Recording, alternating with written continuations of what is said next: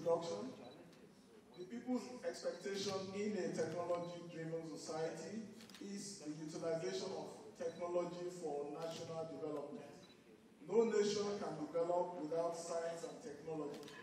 And a nation that lacks the necessary science and technology know-how will have to depend on other developed nations for its well-being and existence of its people.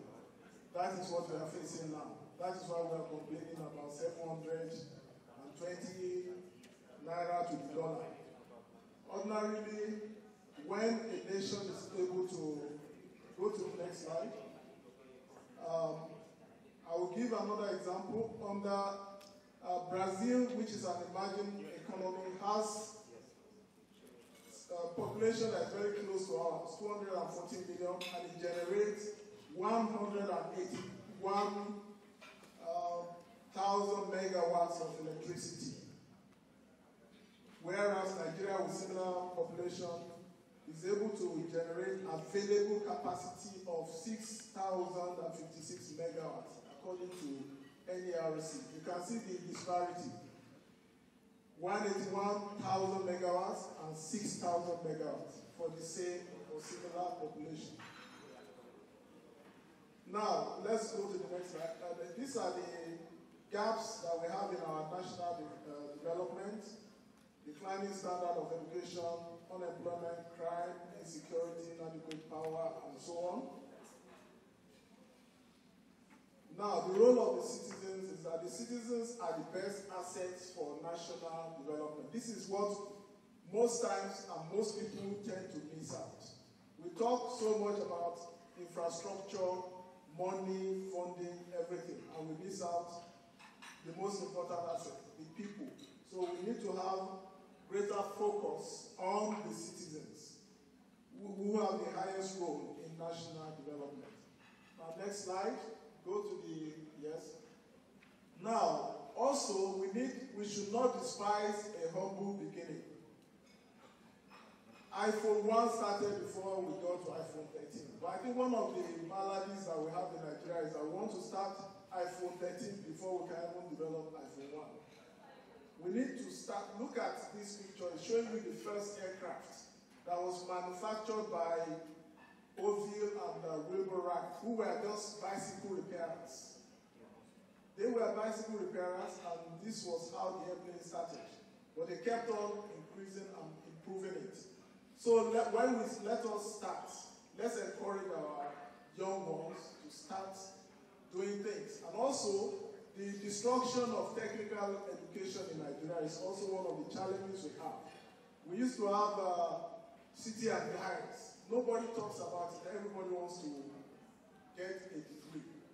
But in places like Germany, there's greater emphasis on technical education and handcrafts. In addition to, while the academic studies are not neglected. Next slide. Those are the manufacturers, the inventors of aeroplane, Orville and Wilbur Wright. Next slide, next slide, next slide. Go on to Serena Williams and Venus Williams. Yes, this was when you were young. So I always emphasize the need for us to catch them young. Let us start teaching our children STEM education: science, technology, engineering, mathematics, and please remind me of the last S. Okay, STEM, no S, STEM, that is mathematics. So let us start at the early stage to start teaching our children technology, expose them to things like coding and Scratch coding. There are some simple things that we can show them. So let's encourage them and let's catch them young. These are some of the sustainable policies. We need to also have sustainable policies. We need to develop realistic and sustainable policies. I mentioned some of the policies. We have National Science and Technology and Innovation Policy, Harmonized National ICT Policy, Adoption of Technology in Government Processes. We also need to adopt open source because in order for inclusion and inclusivity, you will recall that Linux, this open source operating system, was invented by Linus Torvalds. When he was doing his postgraduate degree, he could not afford to buy Unix. He was too poor to buy Unix, and that was what got him thinking that why couldn't he develop something which other people could use. So as a result of, he went from the ground up and built one of the most powerful operating systems known as Linux. Some call it Linux, but they are all the same. So, for example, the United States moved the servers to Linux servers and Drupal for content management in 2009.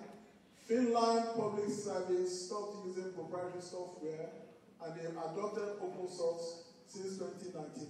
So I'm not saying we should stop using proprietary, but let us adopt so that poor people, poor children can also be exposed to technology at an early age instead of you having to pay $1,000 to get some sophisticated software. Now, we need to continue to enhance our sustainable government policies and deployment of platforms. Some examples are the GIFNIS, Government Integrated Financial Management Information System. Then we also have the Debt Management Office System. Then we have the Tax Pro-Max in Federal Inland Revenue Service.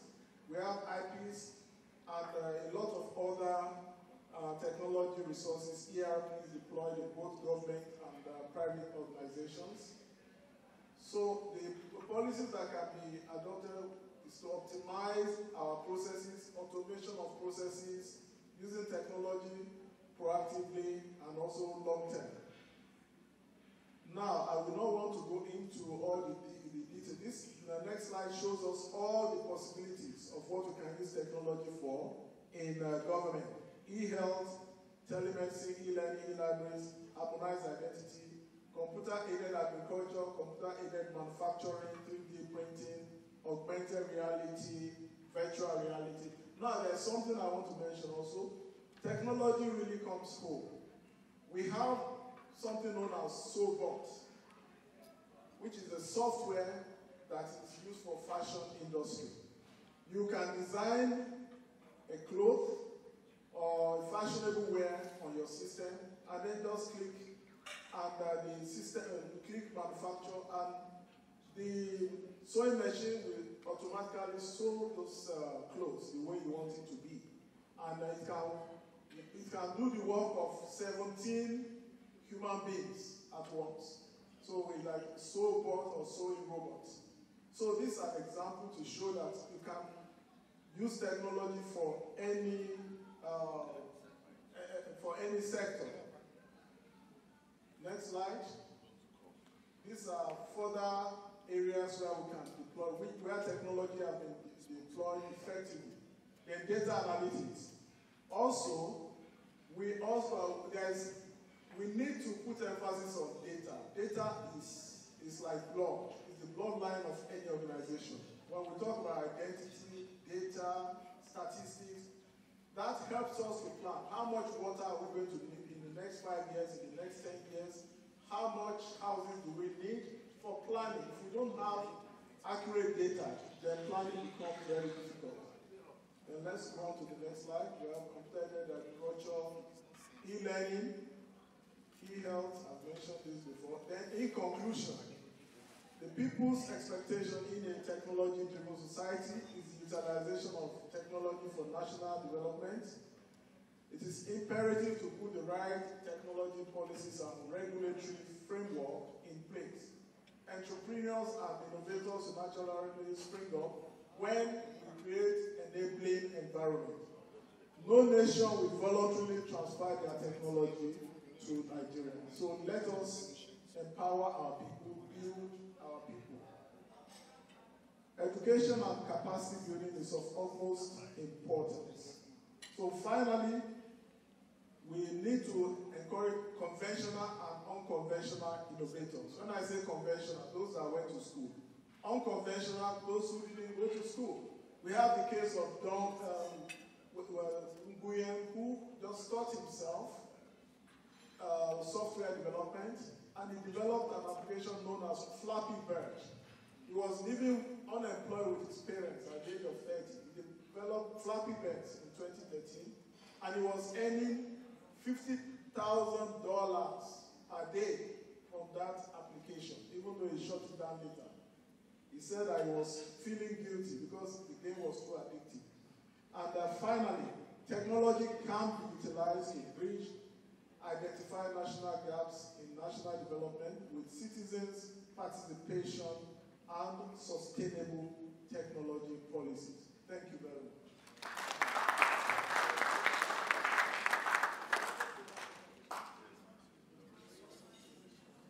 Thank you very much, Dr. Okereafor. Ochuku was nodding her head. So maybe while they are preparing their questions, you can just help us add one or two to that. Thank you very much, sir. Yes, I was nodding in agreement because I do agree that the citizenry is the highest resource for national development, and tech provides that opportunity for us, to accelerate development. We're in the era of digital transformation. So I also agree that there's so many sectors that are absent today. If we're talking about e-government and e-governance, we shouldn't just be focusing on tech organizations, or, if we talk about infrastructure, infrastructure is very necessary. It's something that should be prioritized as an investment by the government. But also we talk about e-health, there's education, there's security, there's the development sector, there's the finance sector. We haven't had representatives from those sectors to hear, their own contributions or how they impact national development when it comes to technology. And we have found that collaboration is what moves the needle forward. I don't want to repeat all we've heard today, because all those recommendations, they require a multi-stakeholder approach. They require collaboration and partnerships, and we can only achieve that if we platform all the voices, we platform all the sectors, and not just place importance on one over the other, but have everyone in the room. And like my colleague was saying, listening to all the panels, we just kept saying, it's e-government, but it's the government here. I know they're virtual, but we keep repeating this. These recommendations are nothing that we haven't heard before, so we will really want to see not just us paying lip service and eye service to what we say, we repeat the same things, we come up with the same plans, but actually seeing action and implementation take place. So that's why I was looking at it. Thank you very much. Before we take the questions, we also have a second lead speaker. Sorry, I have the old program with me, who is online at the moment, and that's Dr. Kenneth is online. If you can just go through it in 5 minutes, we'll really appreciate that. That make us, be referred to as a developing nation. So, but we think technology can help us to tackle these problems, especially if we apply technology in a very strategic manner. So, talking about good governance, we know that governance itself confers both power and authority, and it's expected that it should meet citizens' needs and establish safer societies. But most importantly, it should also ensure two major things, which are security and welfare of the people. Now, talking about welfare, we know that there is also a constitutional element of welfare. Section 14, subsection 2B of the 1999 Constitution says that the security and welfare of the people shall be the primary purpose of government. So, to that extent, then, it means that it's important for governance to take the well-being and the security of the people to heart. The same constitution in section 18, subsection 2 says that government shall promote science and technology. That means that government recognizes the importance of technology. So we are all gathered here today because of an aspect of technology which is important for governance, and that is digital technology. This has been variously described, so I'm not going to go into that. But how do we measure people's welfare? First of all, is by the level of satisfaction with the economy To what extent do they feel free to move about and have peace of mind? Now, having said this, where does technology come in and where does the E come in? Globally, we know that technology is an enabler. ICT, automation is an enabler because it helps government procedures to be facilitated. It improves processes, and most importantly, it also introduces a high level of transparency in the functions of government, and that's why we talk about e-government. Now, can technology work in Nigeria? I will leave you to answer that, but I think it should. If we look at all that we have gone through from 1999, the telecoms revolution, today our teledensity is 105% as of July according to NCC. Compare that to only 3.7% as at 1999, we have made huge progress.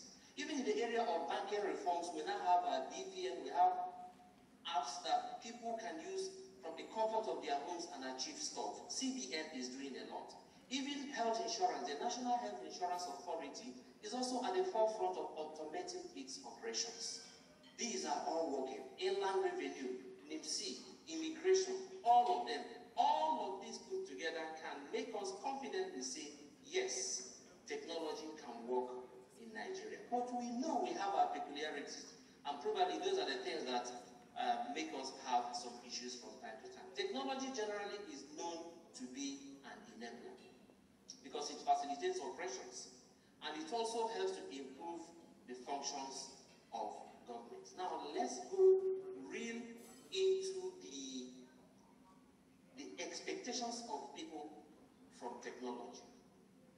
People expect that technology should be used to fight corruption and deepen democratic rule. EFCC is there, the National Financial Intelligence Unit, and other agencies of government that fight corruption must rely on technology to do their functions effectively and professionally. Number two, people expect that technology should also help to tackle insecurity, terrorism, and make our society safer for everybody to live in. Technology should also help us to fix the economy and strengthen the healthcare services, revamp our educational system, and also help to drive foreign direct investment. And this is very, very important because foreign direct investment helps to improve our national prosperity.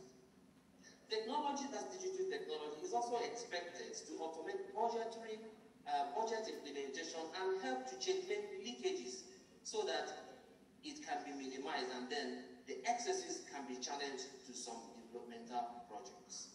The list goes on and on. Technology also helps us to monitor and evaluate government through checks and balances. Because digital technology can help to archive data, agencies of government can now go back and do an audit trail and find out what has happened in the past in order to plan for the future. Technology also helps to establish and administer multi-level policing. Today, there is a lot of call about community policing. If technology is applied properly, this can also help us to tackle insecurity. And of course, we are talking about harmonization of identity. Someone spoke earlier about having to replicate silos of database here and there. Technology helps us to maximize the efforts of harmonization. I know that the National Identity Management Commission has been doing a lot on this for a very long time with other agencies that also aggregate data. These are the things technology can do for us. Now, there are a few recommendations, first of all, for governments. There is need to improve digital literacy. So we are talking about capacity building. People can only act or use technology based on what they know. And therefore, it's a duty of government to educate and to have orientation and sensitization initiatives that will improve people's digital literacy. Number two, recommendation for INEC. Interestingly, by tomorrow, which is 28th of September, elections or campaigns will start. And this is by INEC. INEC is the umpire.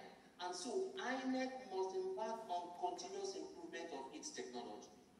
There are best practices in cybersecurity and in other areas of technology to ensure that INEC maintains the confidentiality, the integrity, and availability of the critical information that it manages, because an election properly conducted using technology can make the difference between peace and anarchy.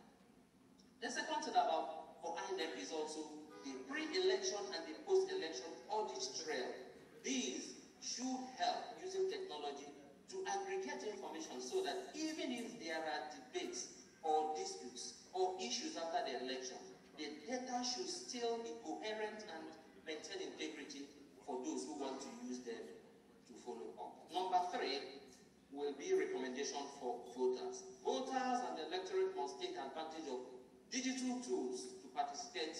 in the whole exercise. And of course, citizens should ask the right questions and have verifiable evidence about the security of the technology that is being used.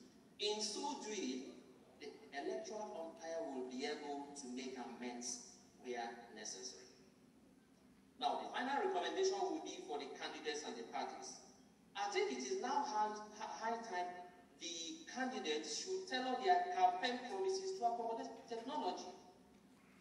And they should be able to tell Nigerians how they can apply this technology to solve all those challenges that we've been talking about all day. And so, political parties as well are expected to include digital technologies in their manifestos, and this should form the bedrock of their campaigns.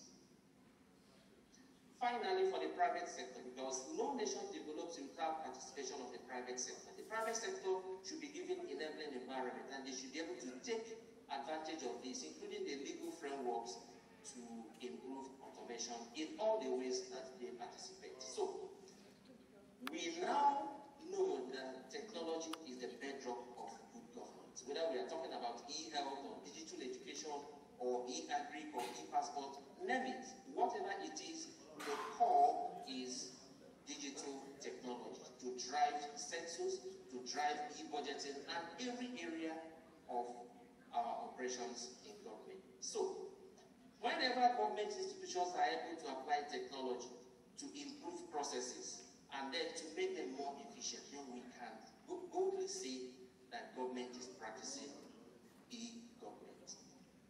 Now, in conclusion, I need to say that it is almost impossible for any government or any country to make significant progress without embracing technology.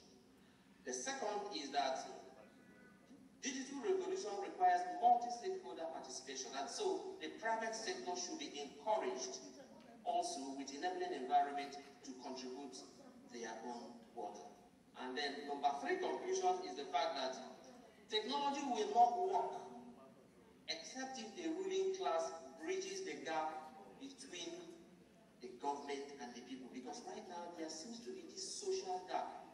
Government is doing their own thing. People think government is doing their own thing and they are over here. So there has to be a conscious effort to bridge that gap so that the followers will be able to understand what's going on in government. I so much thank you for the opportunity of this presentation. Thank you. No question anymore. In that case, I will just pass the microphone to the extreme end, and then you can make your... Oh, sorry. Okay, we have e-recommendations. Okay, we have 3 people. Went for lunch. I had mentioned that we have a tool. They are online watching us. And so I'm now recommending to the ICT platforms. I think they have professional bodies.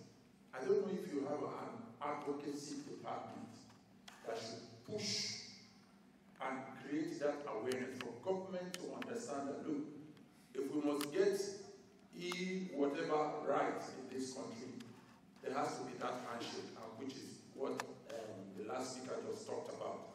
So I'm recommending that if you do not have, or if you have, then they are not doing enough to make the populace, both government and the government, to handshake, to understand why everything should be the way forward. That's one recommendation. 2, then you should also have a lobby group to lobby the National Assembly, to lobby various government institutions that are supposed to be doing this for the citizens of this country. And then this seminar, because I think you started with eat that. One would expect that every preceding year, before you start, there should be some form of appraisal of what the impact of the last one has been in the society. There should be a way of monitoring to know whether or not what you are doing is really gaining traction. So, before part of the maybe communicated every push out. Thank you very much. It states that the citizen participation is a key resource to promoting e-government. So, as you are all aware, the 2023 election year is around the corner.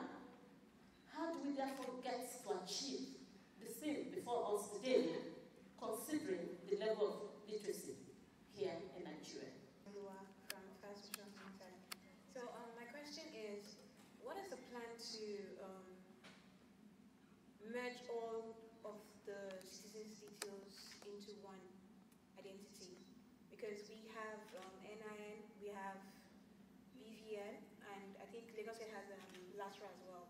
What is the plan? Because I think when NIN enrollment started, there was talk that BVN was going to be phased out for NIN, and I believe for anything, you have to have just a particular or a unique identity for it to really flow well, not multiple identity and then this person's detail. Because if you check some identity, the detail for LASRA is different from the detail for NIN. Some people's detail on their BVN as well, it's not corresponding. So what is the plan to have a unique identity for each citizen? With reference to the question about citizens' participation. So it's important for us to think about this from a sort of constitutive sense. So where do all things come from? Is there a legal basis for citizens to expect that participation be made tangible? And I think it's quite clear that what we have in our constitution provides for it. So we have a portion of the Constitution, which is Chapter 2 of the Constitution. Particularly if you read Section 14, Sub 2, it says that the participation by the people in their government shall be ensured in accordance with the provisions of this Constitution. But what you would find, or regrettably, this piece of law isn't justiciable, meaning you can't go to court, I can't go to court to enforce any of those rights. So they're merely like declaratory principles that should sort of guide government in how they provide policies, in how the legislature will make laws, and in how the judiciary should carry out its judicial functions. But what's the nexus for us as citizens?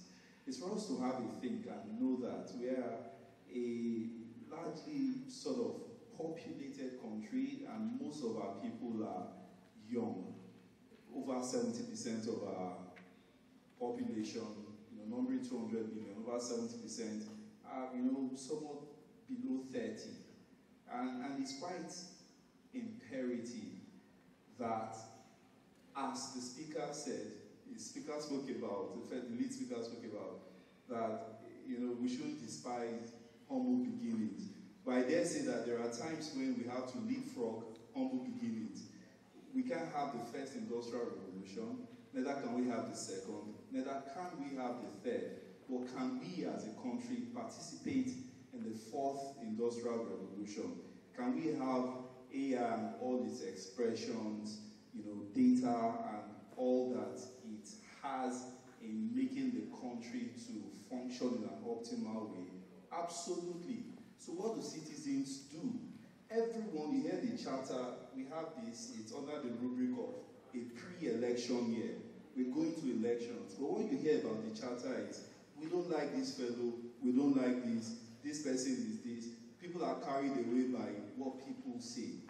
What should be in fora such as this, and in other fora that we have an opportunity to be involved in, is to be making a demand.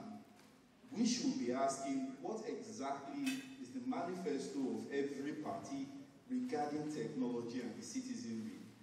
The eloquent point about STEAM, I'm adding arts into it because it's both science, art should be in science, technology, engineering, and mathematics. The point about it is that this should be inculcated in our educational curriculum. It's not a nice to have. It's a must have, and that's because technology has scalability behind it. Our huge population, the out of school children, numbering in maybe tens of millions, if the data that you believe is, wherever it comes from, it demands that we cannot necessarily have brick and mortar classrooms everywhere to cater to just the number of people who need to go to school, the number of children who need to go to school. So what's the demand?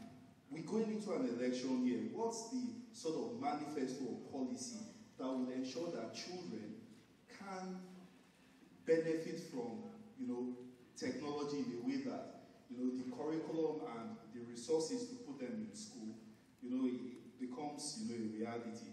So I think that what we can do as citizens is that while things may not be justiciable, what we should be doing is making a demand.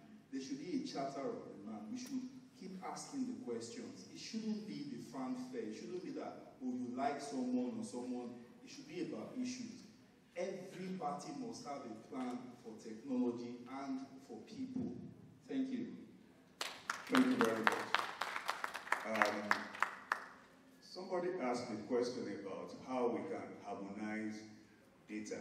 We have different platforms, different silos everywhere. How do we connect all of this together onto a single platform?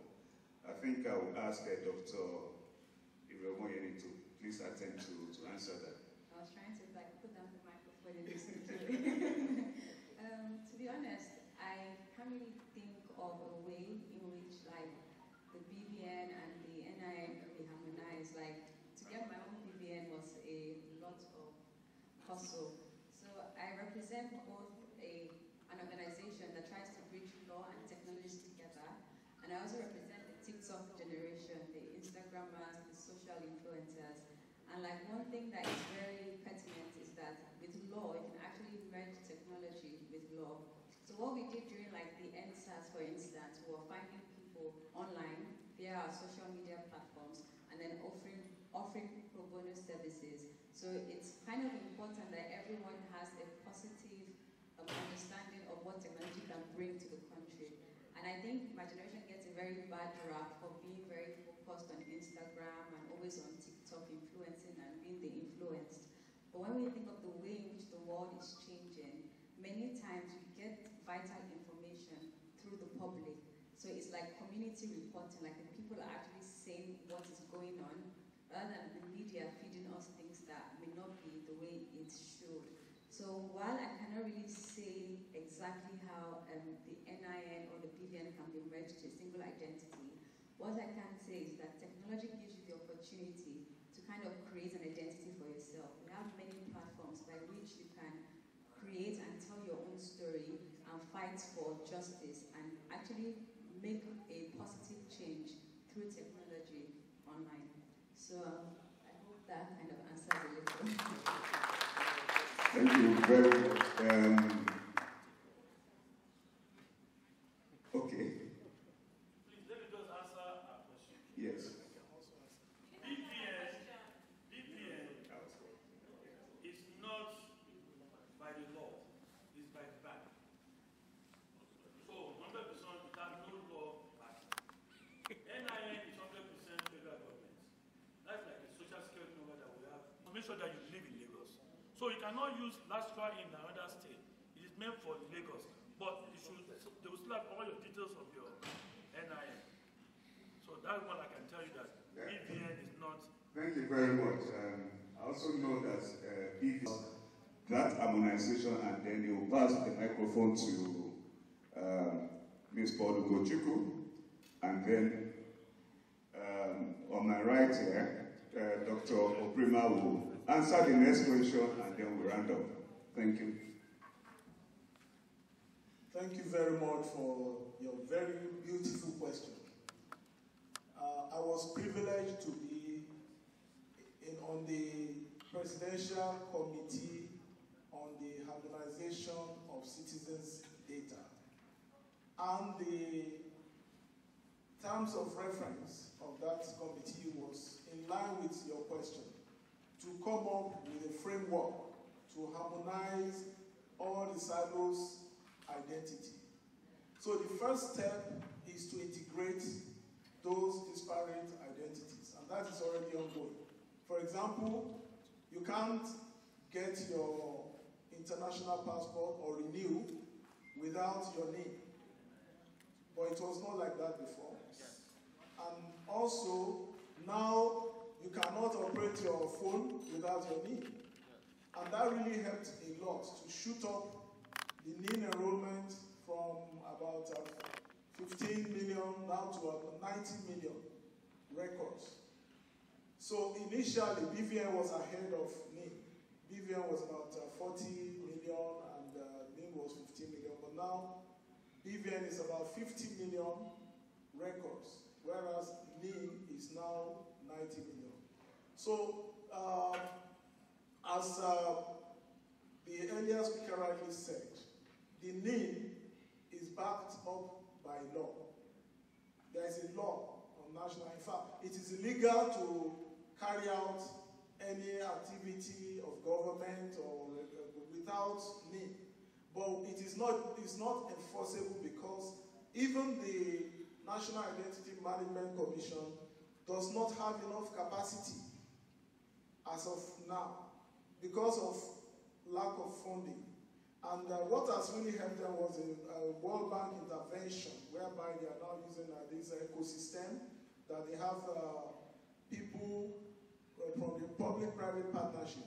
They have partners in the private sector who also help them to, who are licensed by NIMC, and they are also helping to register. So what your dream is already coming true because all agencies are now being forced to link together. Even for the Joint Task Force is also integrating. The BVN, there's also harmonization of BVN and NIN as well. So it's an ongoing process. But because of poor funding, it's a bit slower than what we expected. But there's still progress. And government has already come up with a framework for it. Thank you very much. All right.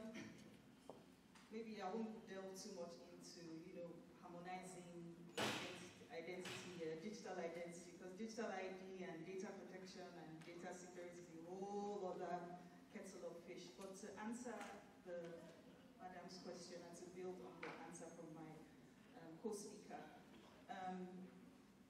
when we talk of government, I had digital literacy, I had capacity building. I think the foundational expectation of the people in a tech-driven society should be meaningful access.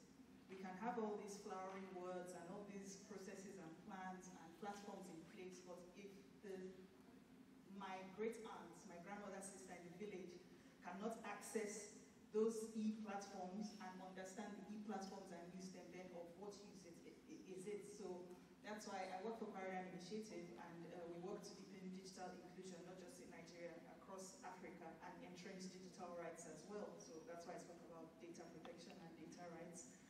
But the government needs to take investment in infrastructure digital infrastructure as a priority. We are playing catch-up rightfully in the fourth industrial revolution, Africa as a whole. Our research at Paradigm Initiative shows us that there's a plethora of national digital transformation plans that are in place, but we are so behind and trying to copy and paste what we see elsewhere without understanding, the context and the situations we have on the ground, and knowing that you can't bring a shiny technological platform when in basic education, someone in GS1, GS3, SS1 does not understand how to use the system. We have internet penetration of almost 50%. People have their mobile phone, but are they able to use it meaningfully? Is a student or a graduate able to understand that there are opportunities that are available digitally? These are things that, as a government, I think will even improve and enhance e-governance, because then it's like you said, the handshake between power authority and the citizenry. It makes the whole system and the whole process work. So as a foundation, there should be meaningful access, there should be connectivity, affordability, but that's infrastructure. If we're investing in health and education, and we're seeing that digitalization is pushing these processes, that should intuitively make us understand that investment in technology, investment in digitization should be at the top of our list and our priorities, whichever government or political party is in power. Thank you. Thank you very much. Of course, because we don't have any more questions, so I'm going to invite Dr. Obrimah here to just do a roundup for us, and then I will see the final. Thank you, sir. Okay, let me just put this right. There are three groups of people living right now. There are analog natives, there are digital immigrants, and there are digital natives.